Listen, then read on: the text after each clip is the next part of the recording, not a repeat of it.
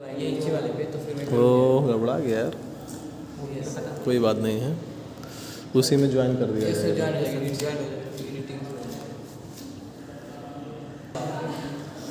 देखिए एक बार फिर से बता देता हूँ।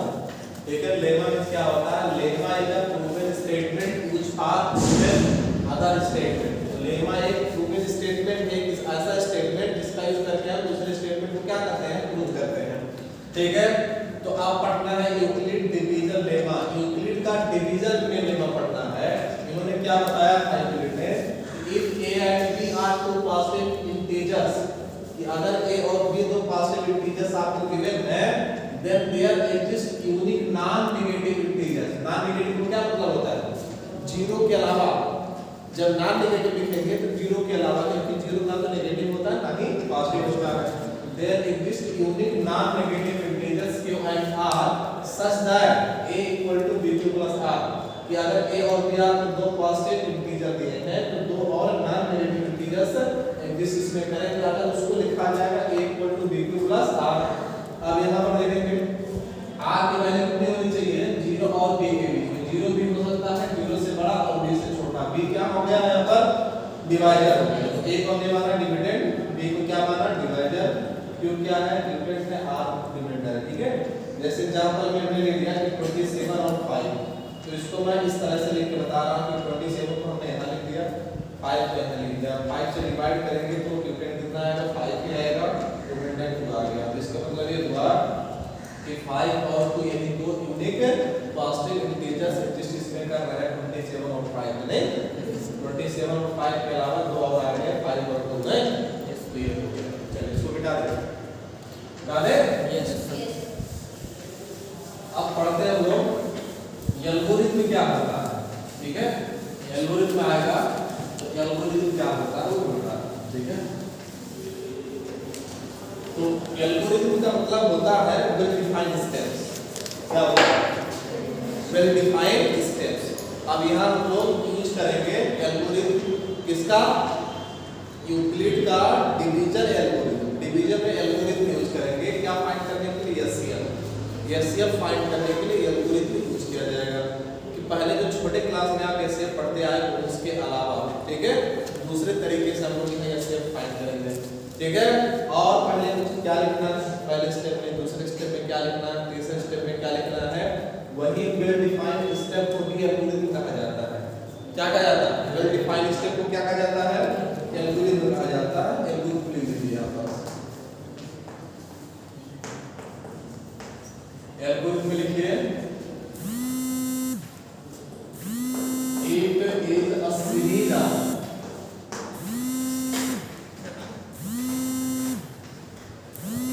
Well defined steps, well defined steps giving a procedure,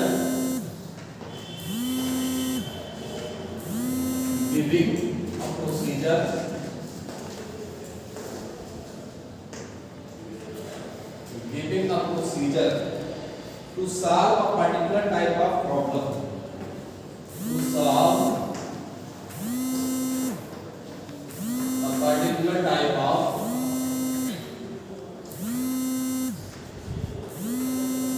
problem। ठीक है, तो एल्गोरिथम क्या है, एल्गोरिथम कुछ नहीं है, वेल डिफाइंड स्टेप है। It is a series of well defined step giving a procedure to solve a particular type of problem. ठीक है, किसी पर्टिकुलर टाइप ऑफ क्वेश्चन को सॉल्व करने के लिए जो हम यहाँ प्रोसीजर अपनाएंगे, ठीक है, उसी को कहा जाएगा एल्गोरिथम। ठीक है, तो क्या कहा जाएगा, अब यही एल्गोरिथम यूज करेंगे हम लोग क्या फाइंड करने के लिए, एचसीएफ फाइंड के लिए। ठीक है, एचसीएफ कैसे फाइंड किया जाता है, एल्गोरिथम का यूज करके। ठीक है, चलिए अब यहाँ मैं एक क्वेश्चन आपको बता रहा हूँ। ठीक है, एचसीएफ फाइंड करना यूजिंग, क्वेश्चन लिखेंगे आप। ठीक है, यूक्लिड्स डिवीजन एल्गोरिथम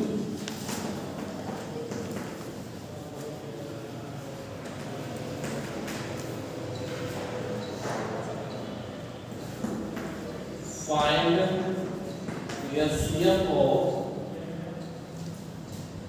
867 एंड 255, ठीक है। देखिए 867 एंड 255 इन दोनों का एलसीएम फाइंड करना है, ठीक है। इसका यूज करके यूक्लिड डिवीजन एल्गोरिथम का यूज करके देखो इसको सॉल्व करने के लिए सबसे पहले हम लोग क्या करना है, जो सबसे बड़ा वाला नंबर रहेगा उसको हम a मानेंगे, जो सबसे बड़ा रहेगा उसको क्या मानेंगे, a मान लेंगे, और दूसरे वाले को क्या मानेंगे, b। तो a इज इक्वल टू हो जाएगा 867 and b is equal to हो जाएगा 255, ठीक है। अब यही लिखेंगे बाय यूक्लिड्स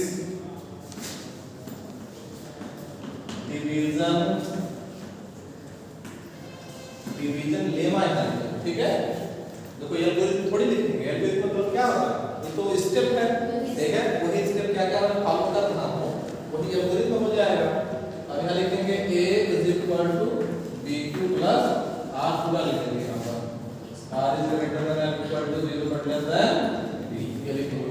अब a हो गया 867 और b कितना हो गया 255, ठीक है। अब 255 से 867 में बगल में कहीं डिवीजन कर लेंगे तो हमें यूनिट पता चल जाएगा। ऐसे 255 से 867 में डिवाइड करेंगे, ठीक है। तो कितने टाइम्स जाएगा बताइए, कितनी बार जाएगा, 8 3 टाइम्स जाएगा। तो 5 3 जा हो जाएगा यहाँ पर 15, 5 3 जा 51 16 वैल्यू आ गया, 3 2 जा 6 माइनस करिए, यहाँ 2 बचेगा 0 हो जाएगा, 122 क्या है रिमाइंडर, और 52 कितना बचेगा ये आ जाएगा 102 डिजिटल आएगा, ठीक है। तो ये प्रोसीजर तब तक अपनाते हैं जब तक रिमाइंडर 0 ना आ जाए, ठीक है। अब यहाँ पर क्या लिखेंगे, देखिए ये पहला स्टेप हो गया ना, आप चाहो तो इसको स्टेप फर्स्ट लिख सकते हो, ऐसे स्टेप फर्स्ट, ठीक है। अब यहाँ लिखे सिंस, ऐसा लिखे सिंस रिमाइंडर कितना है बताइए 102, ये 0 के बराबर तो नहीं है, इसके since remainder 102 not equal to 0, ठीक है। क्या लिखेंगे काम लगा के, वी अगेन डिवाइड 255, अब 255 में डिवाइड करेंगे इस रिमाइंडर से, वी अगेन डिवाइड 255 बाय 100, ठीक है। अब ये जो b हमारा ये बन जाएगा 255, यहाँ लिखेंगे रिमाइंडर क्या बन जाएगा 0, ठीक है। अब यहाँ स्टेप नंबर सेकंड ले लेंगे, स्टेप नंबर सेकंड। अब फिर वही अपना 102 से डिवीजन करिए 255 में, 2 टाइम जाएगा नहीं, कितना हो जाएगा 204 हो जाएगा, तो 55 में तो माइनस कर दीजिए, कितना बचेगा 51 तो आएगा कि नहीं है, 51 आ जाएगा। फिर वही अपना ऐसे लिखिए सिंस रिमाइंडर 51 नॉट इक्वल 0, फिर से लिखेंगे ऐसे ही लिखते जाएंगे, कोई दिक्कत नहीं। We again divide 102 by 51 by 51, ठीक है। अब यहाँ लिख देंगे step number second, sorry third, step number third लिखेंगे 102 यहाँ लिखिए, ये जो रिमाइंडर हमारा वो भी बन गया है 51 मुझे कितना होगा 100 होगा, यस, रिमाइंडर कितना आ गया 0 आ गया, यानी कि ऐसे सिंस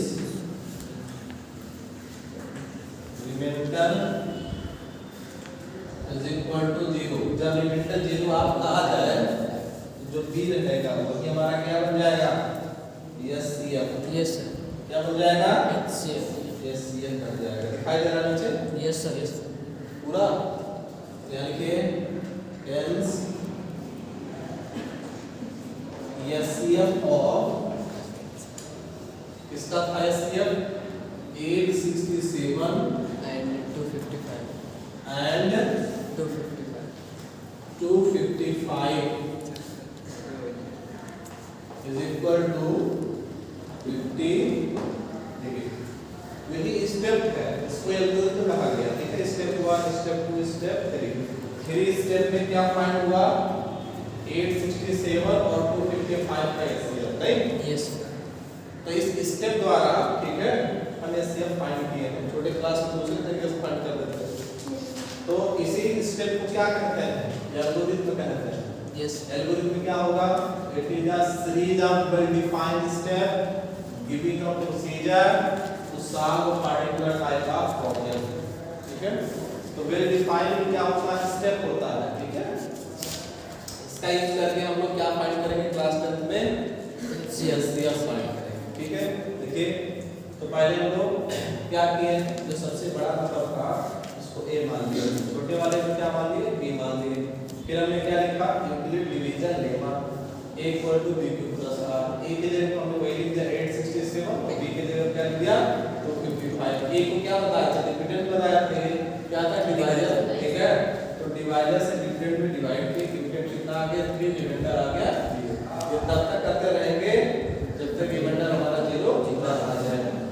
सिंस रिमाइंडर जो आया है 102 नॉट इक्वल टू 0, 0 के इक्वल नहीं है, तो इसके हमने क्या किया वी अगेन डिवाइड 255 बाय 102 102 से हमने क्या कर दिया फिर से डिवाइड किया, इसके नंबर इसको सेकंड मान लिया, नहीं। यस। अब ये जो b था वो बन गया a और रिमाइंडर क्या बन गया b बन गया नंबर 255 और 102 जो हमारे डिविडेंड है डिवाइजर 255 से डिवाइड करेंगे, इसमें डिवाइड करेंगे डिविडेंड कितना आ जाएगा 2 आ जाएगा, डिविडेंड 51 आ जाएगा। फिर से वही लिखेंगे कि रिमाइंडर हमारा 0 नहीं हुआ है, since remainder 51 not equal to 0, तो फिर से क्या करेंगे 102 में 51 से डिवाइड करेंगे। यस। इसका तीसरा बन जाएगा। ठीक है, ये तब तक करते रहेंगे जब तक रिमाइंडर हमारा 0 ना है। जब रिमाइंडर 0 आ जाता है तो जो b रहता है b वही हमारा एचसीएफ होगा। ठीक है, चलिए ना नोट कर लिए, यस। बता दें। यस। इसको मैं मिटा देता हूं। तो आप लोग क्या क्या सीखे आज बताइए। लेमा क्या होता है बताइए।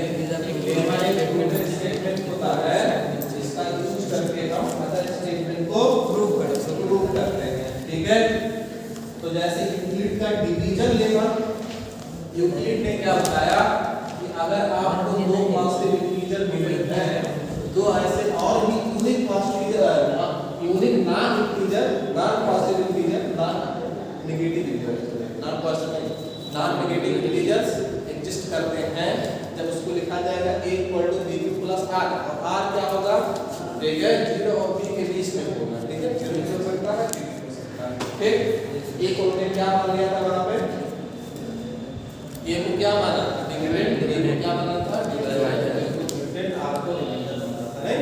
यस। ठीक, एग्जांपल में बता दिया था। उसके बाद हम लोग क्या पढ़े एल्गोरिथम क्या होता है बताइए। एल्गोरिथम क्या होता है वेल डिफाइंड स्टेप्स होता है किसी प्रॉब्लम को सॉल्व करने के लिए ये प्रोसीजर अपनाते हैं, वही एल्गोरिथम होता है। तो क्लास 10th में एल्गोरिथम यूक्लिड डिवीजन एल्गोरिथम में ठीक है यूज करके हम लोग एचसीएफ फाइंड करते हैं। एग्जांपल में हमने बता दिया। ठीक है, इसके बाद आगे बढ़ते हैं।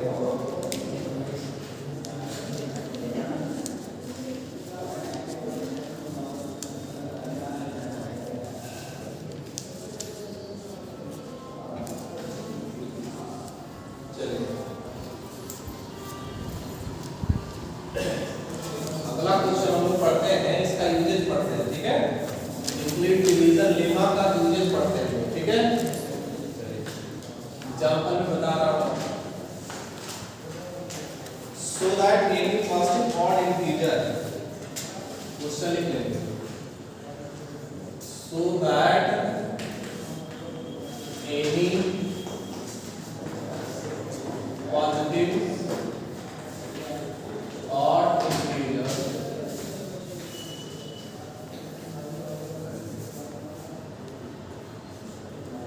so that any positive odd integer is of the form 6 cube plus 1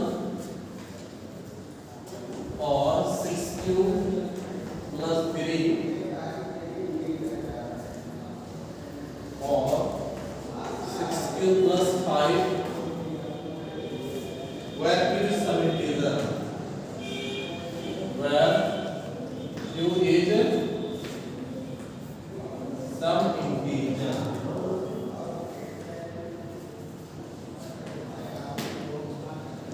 ठीक है, ध्यान दीजिए।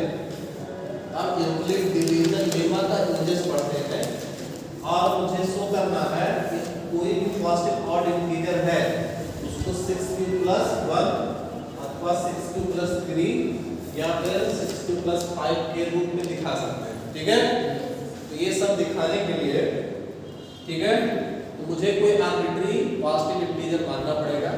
ठीक है, ये हमने कोई पॉजिटिव इंटीजर, ठीक है। अब यहाँ पर जो 6 दिख रहा है ना, ऐसा लग रहा है यहाँ पर ये क्या है, क्यूटेंट है, नहीं क्यूटेंट है, सॉरी डिवाइजर है, क्या है, डिवाइजर है, क्यों तो क्यूटेंट कोई क्या रिमाइंडर है, ऐसा लग रहा है, नहीं। तो यहाँ पर मुझे क्यूटेंट कितना लेना पड़ेगा, क्यूटेंट का बात होगा, तो डिवाइजर कितना लेना पड़ेगा, 6 लेना पड़ेगा। ठीक है, तो कोई आर्बिट्री पॉजिटिव इंटीजर मैं ले रहा हूँ, उसको 6 से डिवाइड कर रहा हूँ। किससे डिवाइड कर रहा हूँ, 6 से डिवाइड कर रहा हूँ, फिर देख रहा हूँ रिमाइंडर पॉसिबल क्या क्या आ सकता है। ठीक है, तो इसको हम लोग पहले लिखेंगे कैसे, पहले मानना पड़ेगा। ठीक है, लेट ऐसे मान लीजिए ए बी एंड आर्बिट्री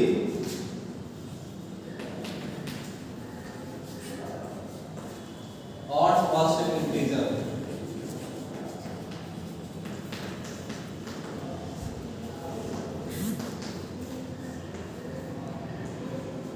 ठीक है, एक हमने क्या मान लिया, कोई भी ऐसे एक कोई मान लिया कि कोई भी पॉजिटिव ऑड इंटीजर है, एक ऑड पॉजिटिव इंटीजर दिया हुआ है, ऐसे मान लिया। ठीक है, अब इसी को इस फॉर्म में दिखाना, वही तो है, so that any positive odd integer, कोई भी पॉजिटिव ऑड इंटीजर है उसको इस फॉर्म में लिखा है। ठीक है, 6q plus 1 6q plus 3 या फिर 6q plus 5 के फॉर्म में आपको दिखाना है। ठीक है, इस रूप में दिखाना है। तो ये हमने वही नंबर मान लिया कि ऑड पॉजिटिव इंटीजर a है, इसको दिखाना है मुझे। ठीक है, चलिए अब यहाँ पर जो 6 दिख रहा है ना, यही मुझे लेना पड़ेगा क्या, डिवाइडर लेना पड़ेगा। ऐसे लिख लीजिए, लेट b is equal 6। ठीक है, ऐसे मान लेंगे कि b क्या हमारा, वो 6 है। अब यहाँ लगाएंगे यूक्लिड डिवीजन लेमा। ठीक है, यानी कि यूजिंग यूक्लिड्स डिवीजन। ठीक है, तो यूक्लिड डिवीजन लेमा क्या होता है, a is equal to bq plus r, और r क्या होगा, 0 और b के बीच में होगा, 0 और b के बीच में होगा। ठीक है, ये तो हमने माना ही। यहाँ b कितना है बताइए, 6 मान लिया है। जब यहाँ b6 है तो हम लोग यहाँ क्या लिखेंगे, r जो होगा 0 और 6 के बीच में आ जाएगा, इसके बीच में आ जाएगा, क्योंकि यहाँ पर b है ना, r किसके किसके बीच में होना चाहिए, 0 और 6 b के बीच में होना चाहिए। तो यहाँ पर b कितना है, 6 है, तो रिमाइंडर हमारा 0 और b के बीच में आ रहा है। ठीक है, तो यहाँ पॉसिबल रिमाइंडर हम देखेंगे क्या क्या हो सकता है। 0 भी हो सकता है, देखो r is greater than or equal to 0 लिखा है, तो रिमाइंडर 0 भी हो सकता है, 0 से बड़ा लेकिन 6 से छोटा होगा। ठीक है, तो यहाँ हम लोग लिख देंगे रिमाइंडर, पॉसिबल रिमाइंडर लिख देंगे, लेकिन possible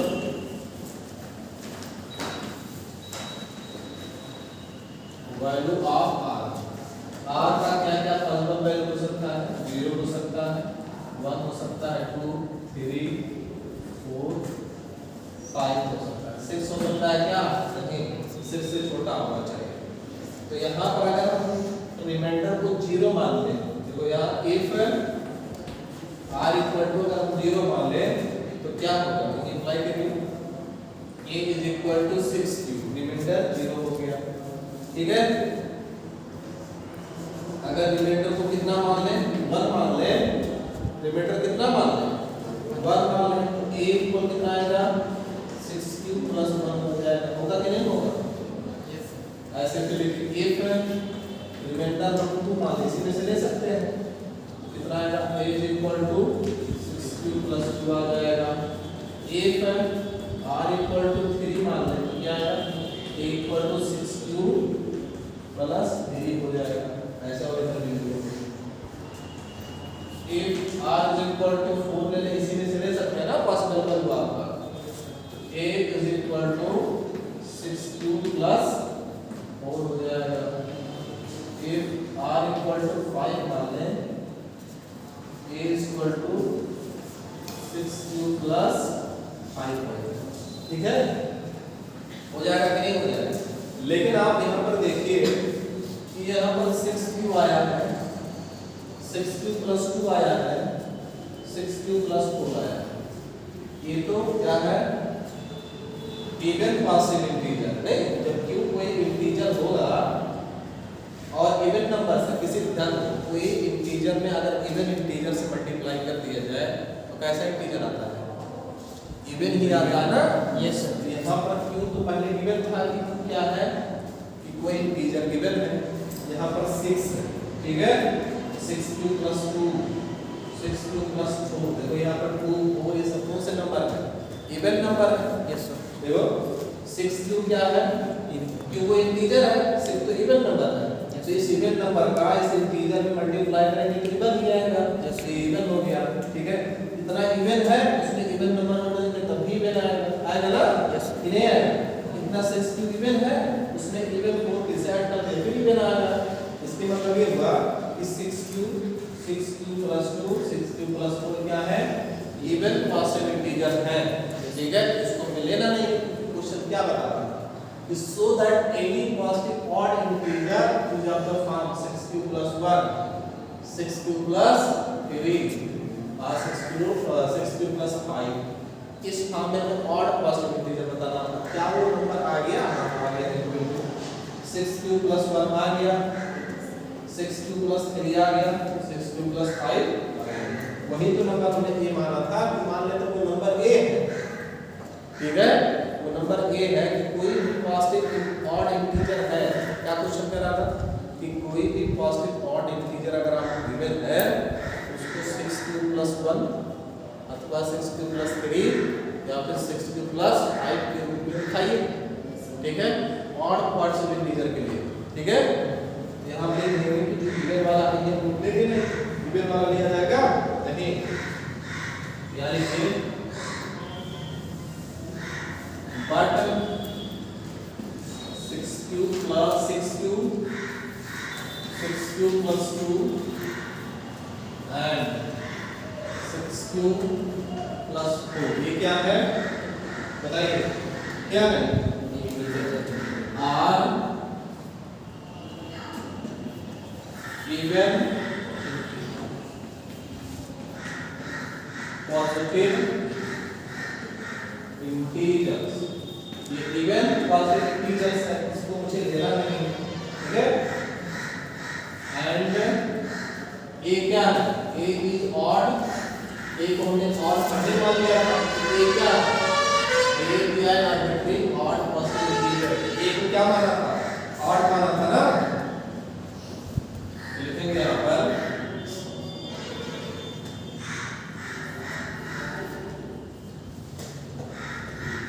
therefore a cannot be 6 cube plus 1 sorry 2 or 6 cube plus 4, मतलब ये तो ये नहीं हो सकता। जो हमने माना है कि a पॉजिटिव और पॉजिटिव इंटीजर है वो a नहीं हो सकता, 6 क्यूब नहीं हो सकता, 6 क्यू प्लस 4 नहीं हो सकता। तब क्या हो सकता है 6 q plus 1 6 q plus 3 6 q plus 5 ही हो सकता है। तो यहाँ हेंस लिखेंगे hence a is equal to क्या होगा 6 क्यू प्लस 1 6 क्यू प्लस 3 और 6 क्यू प्लस 5 यही हो सकता है नहीं where q is some positive integer। ठीक है इसको बताइए वैसे एक बार मैं समझा देता हूँ उसका अपने को। ठीक है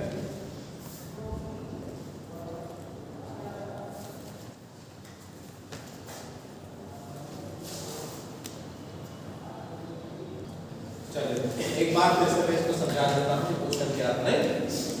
तो इसमें यूक्लिड डिवीजन लेमा का एप्लीकेशन यही हमें यूज कर रहे हैं यहाँ पर। तो इसमें लिखा है so that any positive odd integer is of the form 6q + 1 और 6q + 3 और 6q + 5 where q is some integer। यहाँ पर q कोई इंटीजर दिया हुआ है तो इसमें आपको यही दिखाना है कि कोई भी ऑड पॉजिटिव इंटीजर गिवन है आपको ऑड पॉजिटिव इंटीजर अगर आपको गिवन है ठीक है तो उसको 6q + 1 और 6q + 3 और 6q + 5 के रूप में आप दिखाइए।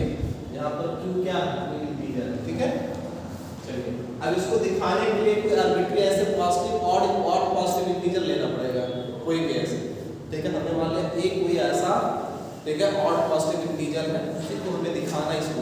ठीक है तो हम यहाँ मान लिया कि late a be an arbitrary odd positive integer।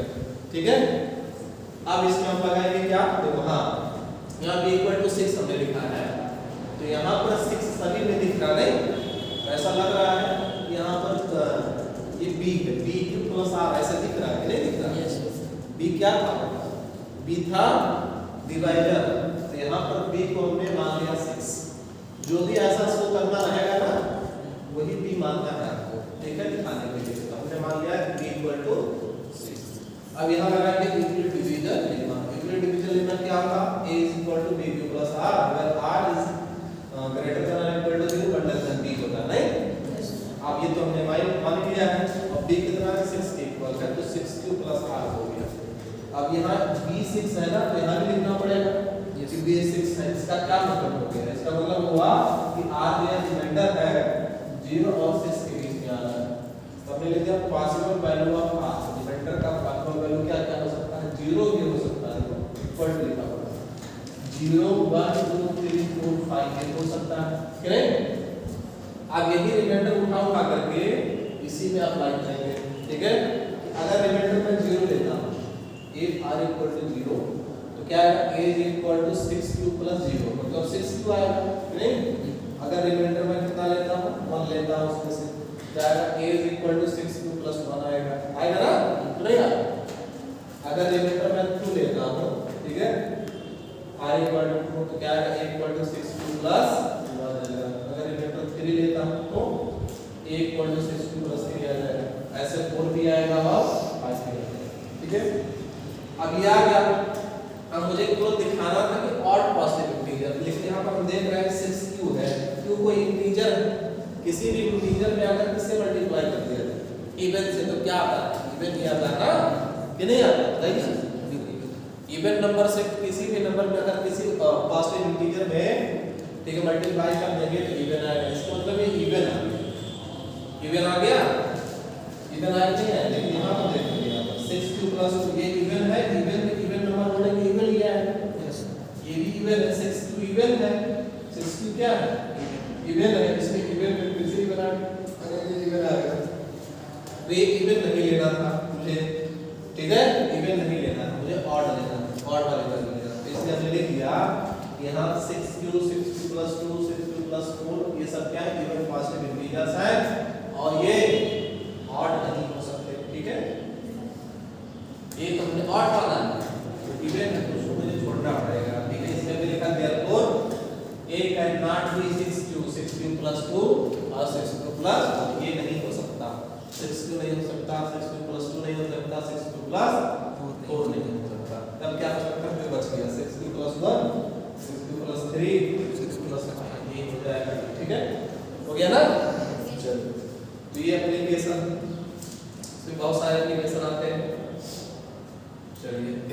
एक और मैं बता देता हूँ, ये मिटा दे। यस चलिए समझ गए हो ना?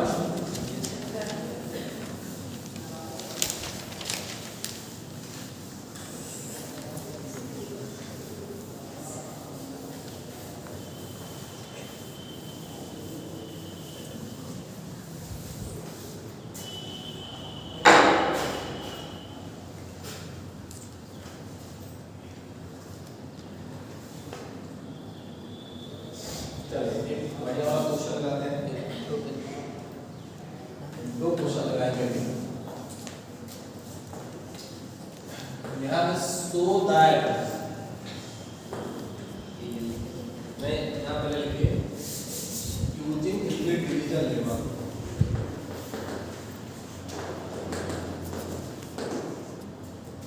Euclid's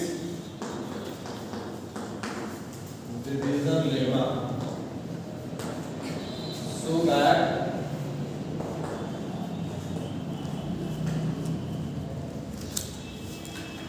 square of any positive integer, square of any positive integer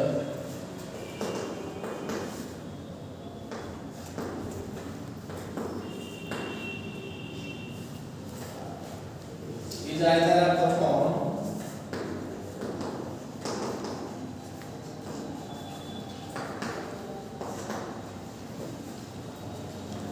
helium or helium plus 1 for some integer m। ठीक है, देखो यूक्लिड डिवीजन लेमा का यूज करके आपको दिखाना है कि square of any positive integer, कोई भी पॉजिटिव इंटीजर है उसका स्क्वायर 3m और 3m प्लस 1 के फॉर्म में हो सकता है। m क्या है? वो एक पॉजिटिव इंटीजर, ठीक है। चलिए ठीक है, इसको सॉल्व कैसे किया जाए फिर मैं बता रहा हूँ। कोई आर्बिट्री पॉजिटिव इंटीजर लेना पड़ेगा, ठीक है। कोई भी आर्बिट्री से मान लीजिए a मान लीजिए, जो भी मान लीजिए a मान लीजिए, थोड़ा सही रहता है, ठीक है, कि a कोई पॉजिटिव आर्बिट्री पॉजिटिव इंटीजर है, ठीक है। लिखिए let a be an arbitrary positive integer, ठीक है। a हमने मान लिया। अब देखो ये मैं बताया था यहाँ पर 3m है ना, यहाँ 3m प्लस 1 है, तो b हम क्या मानेंगे? ठीक है, b क्या मानेंगे? 3 मानेंगे। अब यहाँ लिखेंगे let b is equal to, क्या लिखेंगे यहाँ पर? Using by applying using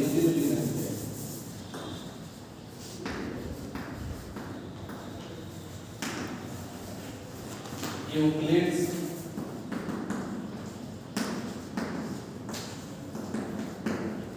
division lemma, ठीक है। यूक्लिड डिवीजन लेमा क्या होता है? a is equal to b plus r, where r is greater than or equal to 0 less than b।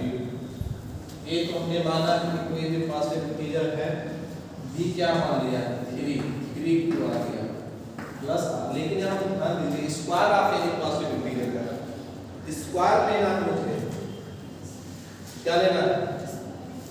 Square लेना, ठीक है।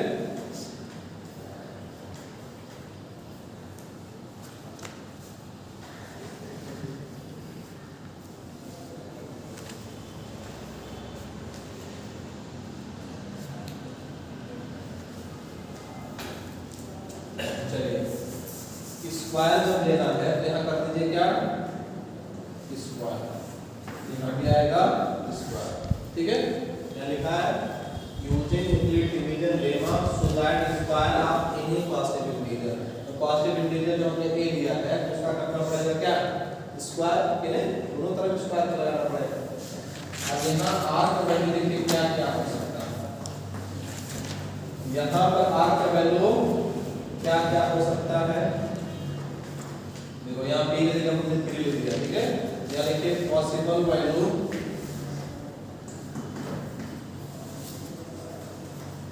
ऑफ r का पॉसिबल वैल्यू क्या क्या हो सकता है, 0, 1 और 2 हो सकता है। इसके अलावा क्या होगा, क्योंकि 3 से छोटा चाहिए। अब यहाँ लिखेंगे इफ a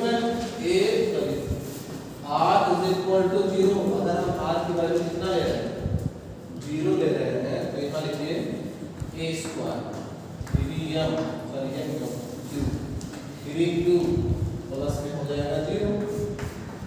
3 का स्क्वायर कितना है 9 q स्क्वायर आएगा, लेकिन मुझे बनाना है इसको 3 के फॉर्म में बनाना है, तो कैसे लिखेंगे इसको 3 into 3q स्क्वायर, ऐसे लिखेंगे 3 into 3q स्क्वायर लिखेंगे। अब इसको मैं कोई देखो ये भी इंटीजर है, ये भी इंटीजर है, ये भी इंटीजर है। इंटीजर का स्क्वायर इंटीजर में आता है, तो इंटीजर का स्क्वायर इंटीजर का किसी दूसरे नंबर में मल्टीप्लाई कर देंगे, दूसरा इंटीजर आ जाएगा। इसको कोई दूसरा इंटीजर m मान लेते हैं, क्या मान लेते हैं m हो गया है नंबर, क्या लिखेंगे हुआ है m इंटीजर अदर इंटीजर, ठीक है। m क्या हो गया, दूसरा इंटीजर हो गया, ठीक है। अब क्या लिखेंगे, नया दिखाई दे रहा है, जो दिखाई दे रहा है यस यानी कि if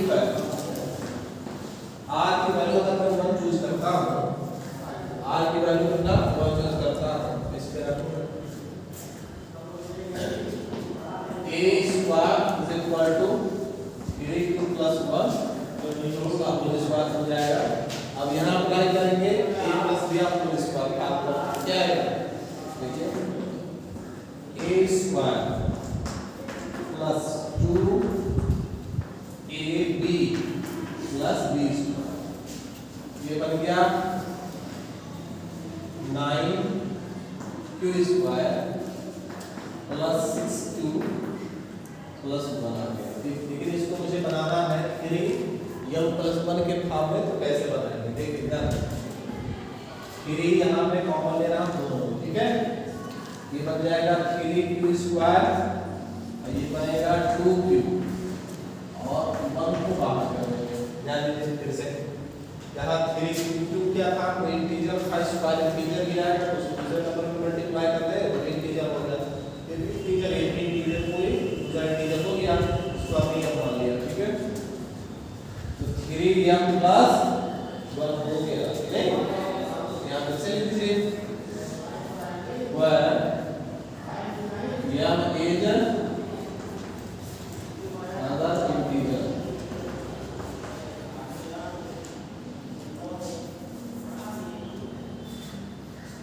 ठीक है, कोई अदर इंटीजर में, ठीक है।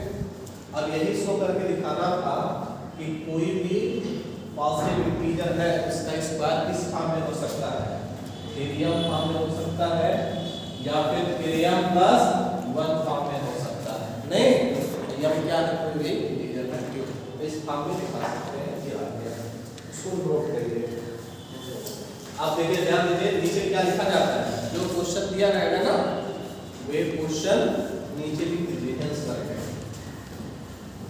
हेंस लिखिए स्क्वायर ऑफ